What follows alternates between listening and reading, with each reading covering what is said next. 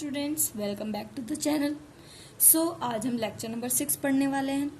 Already 5 lecture इस chapter पे complete हो चुके हैं। अब लेक्चर 6 में हम पढ़ रहे हैं डिवीजन एल्गोरिथम। डिवीजन एल्गोरिथम हमें यूक्लिड्स ने दी थी, जो कि हमें मतलब पॉलिनोमियल के डिवीजन के बारे में बताया था इस एल्गोरिथम से उन्होंने।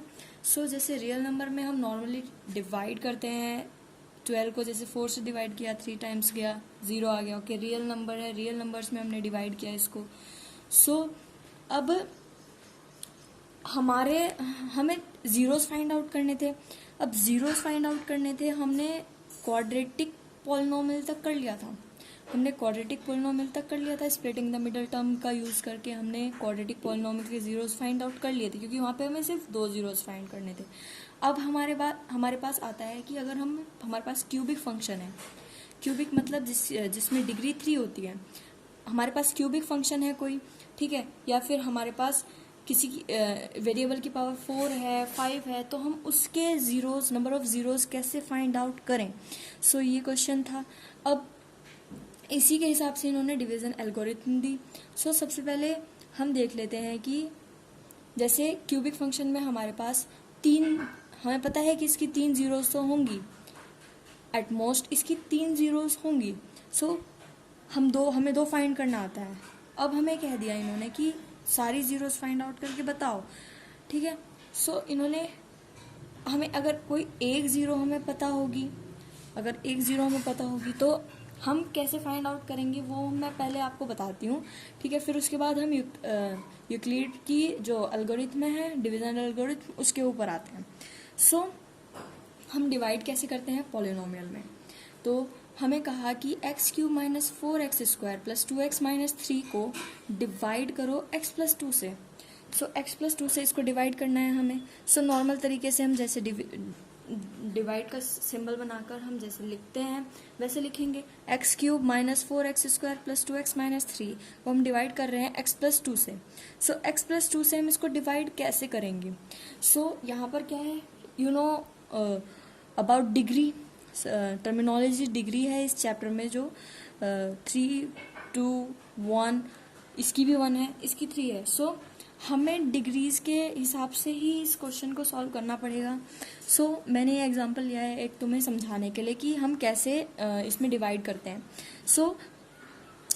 स्टार्ट करते हैं। जैसे यहाँ पे x³ है, यहाँ पे x है। हमें x³ कैसे ला सकते हैं हम यहाँ पे, x³ कैसे ला सकते हैं हम यहाँ पे। सबसे पहले हम क्या करेंगे, x³ को हम डिवाइड करके देखेंगे x से। जब हम x से इसको डिवाइड करेंगे तो एक x चला जाएगा हमारा, तो यहाँ पे क्या बचेगा, x² बचेगा। मतलब इसका क्या मतलब हुआ कि इसकी मल्टीप्लाई हम x² से करेंगे तब हमें x³ मिलेगा। इसकी मल्टीप्लाई करते हैं हम x² से। x² से जब हम इसकी मल्टीप्लाई करेंगे x+2 की, ये क्या हो जाएगा x³ एंड ये क्या हो जाएगा 2x²। तो ये मिलेगा हमें। अब हम इसको यहाँ पे रखेंगे, तो ये कितने टाइम्स गया, x² टाइम्स गया, जैसे नॉर्मल डिवाइड करते हैं। x² टाइम गया, x² से मल्टीप्लाई करके हमें ये मिला, तो इसको हम यहाँ पे पुट करेंगे x³। अब हमारा क्या है, प्लस 2x²। x² की टर्म जो होगी उसी के नीचे रखेंगे। अगर यहाँ पर x आता था, x की टर्म आती तो x के नीचे रखते। अब यहाँ पर x² की टर्म आई है तो x² के नीचे रखेंगे, तो प्लस 2x² ये रखा हमने। अब यहाँ पे क्या होता है, यहाँ पे ये ध्यान रखना है कि जिसका साइन प्लस होता है, यहाँ पे साइन चेंज होते हैं। इस वाली टर्म के जो हमने यहाँ पे लिखी है, इसके टर्म के साइन चेंज हो जाते हैं। यहाँ पर प्लस है हमारा, तो यहाँ पर इसका साइन क्या हो जाएगा, माइनस। यहाँ पर भी प्लस है तो इसका साइन क्या हो जाएगा, माइनस। फिर अब इस साइन के हिसाब से, इस साइन के अकॉर्डिंग हमें इसे सॉल्व करना है। ये प्लस है, ये माइनस है, ये कैंसिल आउट हो जाएंगे दोनों। अब ये माइनस का 4x² है, ये माइनस का 2x² है। ये क्या आ जाएगा, माइनस का 6x²। अब इसको एज इट इज ऐसे ही लिख लेंगे हम, प्लस 2x माइनस 3, ये लिख लिया हमने। अब क्या है, अब अगले स्टेप की बात करते हैं। अब हमें क्या चाहिए, माइनस 6x² चाहिए, x² भी चाहिए और -6 भी चाहिए। हम क्या करेंगे, यहाँ पर हमारे पास x है, एक्स स्क्वायर, मतलब एक्स स्क्वायर को अगर हम डिवाइड करके देखें एक्स से, तो मतलब हमें एक्स से मल्टीप्लाई करनी पड़ेगी इसकी। अगर हम एक्स से मल्टीप्लाई करनी पड़ेगी तो हम इसकी एक्स से मल्टीप्लाई करेंगे, बट हमें -6x भी चाहिए, तो हमें -6x से मल्टीप्लाई करनी पड़ेगी। अब -6x से इसकी मल्टीप्लाई करनी पड़ेगी, तो x + 2 की मल्टीप्लाई करते हैं हम -6x से, तो ये कितना होगा -6x², और ये कितना होगा -12x। तो ये मिला हमें -6x से मल्टीप्लाई करके, ये मिला हमें। सो इसको हम यहाँ पे पुट कर देते हैं, तो ये क्या हुआ -6x²। हम इसी के जैसा क्यों लाना चाह रहे हैं, हम इसी के जैसा इसलिए लाना चाह रहे हैं क्योंकि तब हमारी जो हाईएस्ट डिग्री की टर्म्स हैं वो कैंसिल आउट होती चली जाएंगी और हमारा जो डिवीजन है वो कंप्लीट होता चला जाएगा। सो हमारा क्या है -6x² है यहाँ पे, तो वो लिख दिया हमने यहाँ पे। अब क्या है -12x, तो x है, x की टर्म क्या है हमारे पास 2x, तो इसके नीचे लिखेंगे इसे -12x लिखेंगे। अब यहाँ पे क्या था, जैसे यहाँ पे साइन चेंज कर रहे थे वैसे यहाँ पे साइन चेंज करेंगे। यहाँ पे माइनस है तो यहाँ पे प्लस होगा, यहाँ पे माइनस है तो यहाँ पे भी प्लस होगा। ठीक है, ये माइनस है ये प्लस हो गया, तो ये कैंसिल आउट हो गए। ये प्लस है ये भी प्लस है, तो ये कितना हो गया टोटल ऑफ 14x। इसे एज इट इज लिख लेंगे -3। अब हमें यहाँ पे सोचना है कि जैसे इसकी डिग्री कितनी है 1, इसकी डिग्री कितनी है 1, तो हमें इसे तब तक डिवाइड करना है जब तक इसकी डिग्री इससे कम नहीं हो जाती। जब तक इसकी डिग्री इससे कम नहीं हो जाती तब तक हम इसे डिवाइड करते रहेंगे। सो x + 2 से अब इसे एक और बार डिवाइड करना पड़ेगा हमें।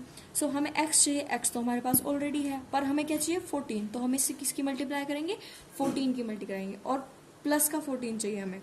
सो +14, सो +14 से हम इसकी मल्टीप्लाई कर देंगे।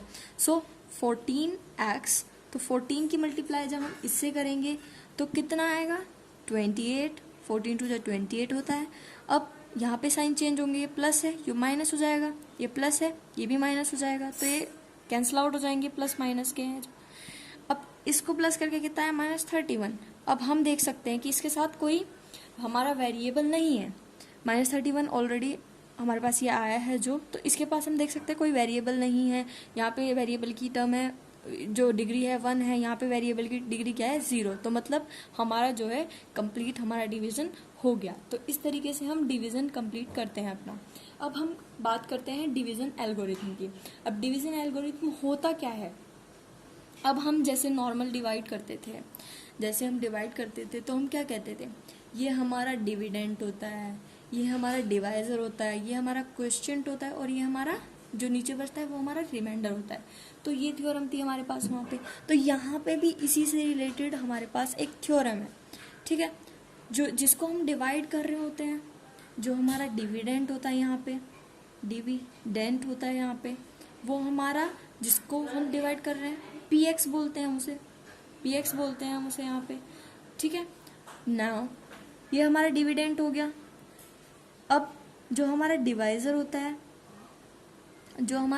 होता है, उसको हम यहाँ पे बोलते हैं gx, इसको हम बोलते हैं gx। अब हम ऐसी टर्मिनोलॉजी क्यों यूज कर रहे हैं, क्योंकि ये पॉलिनोमियल है, वेरिएबल में है, सो इस तरह से हम इसको डिनोट कर रहे हैं। तो डिविडेंड को हम px बोलते हैं एंड डिवाइजर को हम gx बोलते हैं। जो हमारा ये होता है इसको हम gx बोलते हैं, ठीक है। अब हमारा जो आया क्वेश्चन आया हमारा। अब क्वेश्चन को हम क्या बोलते हैं, क्वेश्चन को हम बोलते हैं qx बोलते हैं। क्वेश्चन को हम क्या बोलते हैं qx बोलते हैं, जो ये हमारा ये होता है, ठीक है। अब हमारे रिमाइंडर को क्या बोलते हैं, रिमाइंडर को हम बोलते हैं rx, मैं शॉर्ट फॉर्म में यूज कर रही हूँ। इसको हम क्या बोलते हैं rx। क्वेश्चन को हम बोलते हैं qx, रिमाइंडर को हम क्या बोलते हैं rx, ठीक है। सो इसी के ऊपर एक वो हमारी जो थ्योरम है डिवीजन एल्गोरिथम, इसी के ऊपर बेस्ड है। अब मैंने आपको डिवीजन भी सिखा दिया, डिवीजन भी आ गया एक तरह से। अब आपको ये भी समझ आ गया कि हम किसको क्या कहते हैं। डिविडेंड को हम क्या कहते हैं px कहते हैं, डिवाइजर को हम क्या कहते हैं qx कहते हैं, gx कहते हैं, एंड क्वेश्चन को qx कहते हैं, एंड रिमाइंडर को rx कहते हैं, ठीक है। तो अब हम वहाँ पे क्या लिखते थे, हम वहाँ पे लिखते थे dividend is equal to divisor into quotient plus remainder, हम ऐसे लिखते थे वहां पे। सो इसी के हिसाब से इसको लिखेंगे हम। हमने टर्मिनोलॉजी पढ़ ली कि हम इसको कैसे डिनोट करते हैं। यहाँ पे पॉलिनोमियल में, हम पॉलिनोमियल की बात कर रहे हैं, तो पॉलिनोमियल में हम इसको कैसे डिनोट करते हैं। सो डिविडेंड क्या है हमारा, पी एक्स है, डिवाइजर क्या है हमारा, जी एक्स है,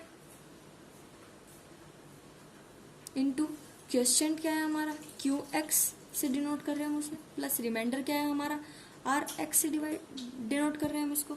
सो ये जो है हमारे पास यहाँ पे, ये जो है हमारे पास यहाँ पे, इसी चीज को हम कह रहे हैं, यही हमारी क्या है,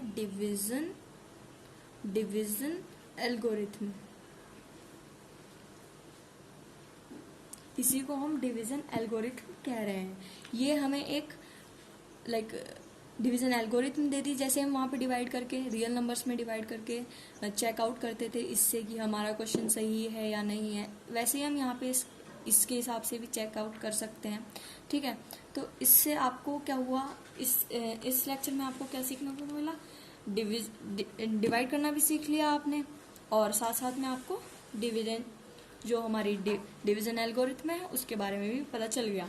सो क्या होती है हमारी डिवीजन एल्गोरिथम, ये होती है। इसको आप याद रखें, अगली एक्सरसाइज में इसी का यूज होगा।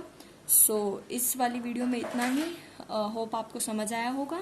लाइक करें, सब्सक्राइब करें, और किसी को कोई भी डाउट होता है तो वो कमेंट बॉक्स में मेंशन कर सकता है। Okay, thank you.